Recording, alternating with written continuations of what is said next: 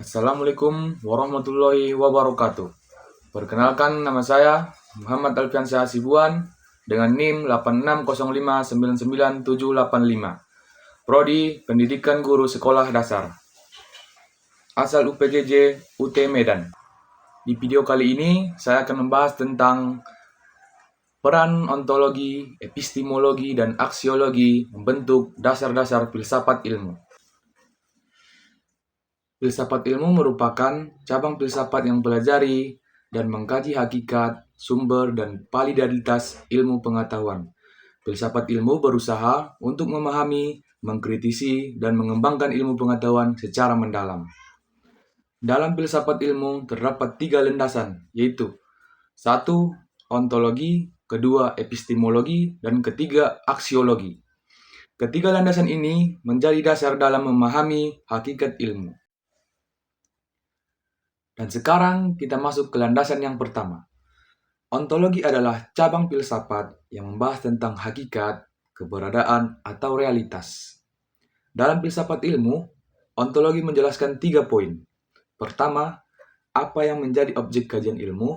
Kedua, apa yang dipelajari dalam suatu ilmu. Dan ketiga, hakikat realitas dari objek tersebut. Jadi, ontologi itu mempelajari hakikat, realitas yang dikaji oleh ilmu pengetahuan yang mencakup pertanyaan-pertanyaan mendasar tentang apa yang ada, bagaimana sifat realitas, dan apa struktur fundamental dari realitas itu sendiri. Dalam konteks ilmu, ontologi berusaha memahami apa yang menjadi objek studi ilmiah dan bagaimana objek-objek tersebut berhubungan. Apa sih peran ontologi dalam filsafat ilmu? Peran ontologi dalam filsafat ilmu yaitu: pertama, menentukan objek kajian ilmu, dan yang kedua, menjelaskan batas ruang lingkup ilmu, dan yang terakhir, memahami hakikat realitas yang diteliti. Contohnya, biologi itu mengkaji makhluk hidup, fisika itu mengkaji alam, dan sosiologi itu mengkaji masyarakat. Dan sekarang kita masuk ke landasan yang kedua, epistemologi. Epistemologi adalah cabang filsafat yang membahas bagaimana pengetahuan itu diperoleh. Epistemologi menjelaskan 3 poin. Yang pertama, cara memperoleh ilmu. Dan yang kedua, metode yang digunakan. Dan ketiga, cara menguji kebenaran ilmu itu. Jadi, epistemologi itu mempelajari sumber, jenis, dan validitas pengetahuan ilmiah. Hal ini mencakup pemahaman tentang bagaimana ilmu pengetahuan diperoleh, dikembangkan, dan divalidasi. Epistemologi itu mengkaji prinsip-prinsip dan metode yang digunakan dalam penelitian ilmiah itu menghasilkan pengetahuan yang dapat dipercaya. Peran epistemologi dalam filsafat ilmu.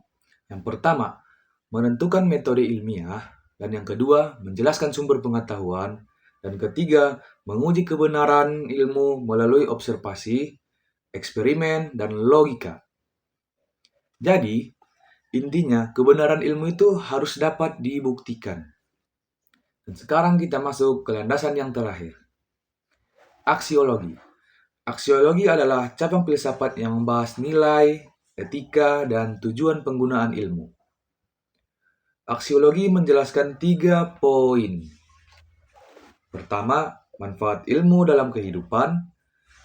Kedua, nilai moral dan penggunaan ilmu. Dan yang ketiga, tujuan ilmu bagi manusia.